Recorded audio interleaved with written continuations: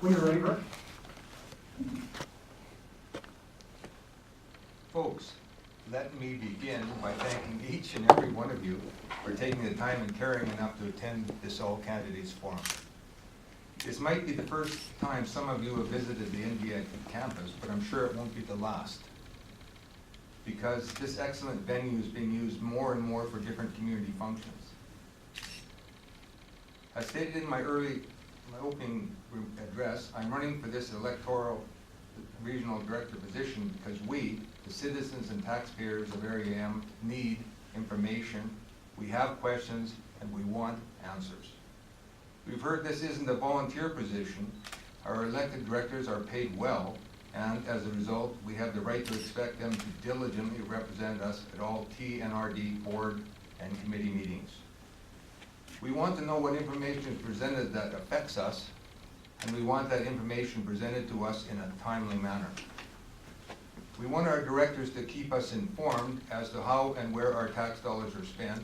In other words, are we getting good value for our dollars? We need our director to be available to us for the full 3-year term. We need a director who is prepared to mediate, negotiate, listen to all points of view, and make decisions. With 60% of the directors appointed from urban areas, we need someone capable of forming alliances and speaking out for rural area citizens. Folks, as a semi-retired, self-employed business person, I know what it takes to succeed. It takes a lot of time and hard work. It takes the ability to work alone or as part of a team. It takes the ability to form partnerships. It takes the ability to listen to all points of view. It takes the ability to make decisions. It also takes the ability to admit mistakes. And it takes the ability to not only solve problems, but to foresee them and to come up with solutions. Folks, in closing, I have the ability, I have the time, and I know what it takes to provide good customer service. Elect me to represent you, the citizen taxpayers of TNRD Area M. Thank you for your time. Happy trails and safe home. Thank you, Rick. Thank you, Rick. Whenever you're ready. Okay, I'd like to thank everybody for coming today. It's my first time getting into politics, so it was a pretty stressful day today. Spent more time preparing and got here to find out that everything that I thought about didn't matter. So I'd like to say thanks to Randy. I do think that Randy's done a good job, and you know, one of my biggest reasons for being here today is I'm one of those guys that's really hard on Randy, phoning him like 6 times in one night till he gets home from work to talk to me. And so I do understand that there's a lot of time and commitment, and I think we need to take the time to realize that we can't blame the guy. We've got to blame ourselves and the system before we just pick on an individual. I think it's important that we build a team and we get people to support the team. That's what I hope to do if I'm voted in. Thanks for your vote. Thanks, John. Randy, your closing remarks, 3 minutes, whenever you're ready, please. Thank you. So it's been a very interesting first term.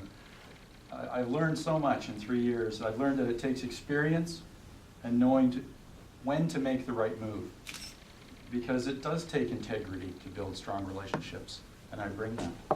It takes commitment to see long-term goals met, and I have that commitment. I've shown that commitment. It takes priorities that are clear, and I have those. The continuing Nicola Lake integrated planning process to address the waterway health, an eco-stewardship management committee creation in order to facilitate that, building strong partnerships, as I've mentioned, with those agencies it'll take to make a difference.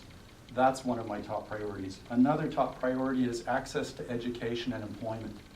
So access to education isn't just about learning, it's about getting a job.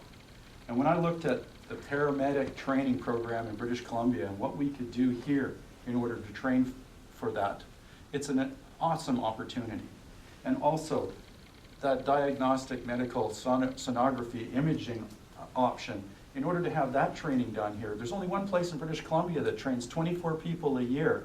They all go to Ontario and the States. Why not do it here? Why not train some people in partnership with First Nations that might want to stay here, might want to live here because they live here, just as I do, and want to commit and continue the good work in our community and provide health care for the folks who live here.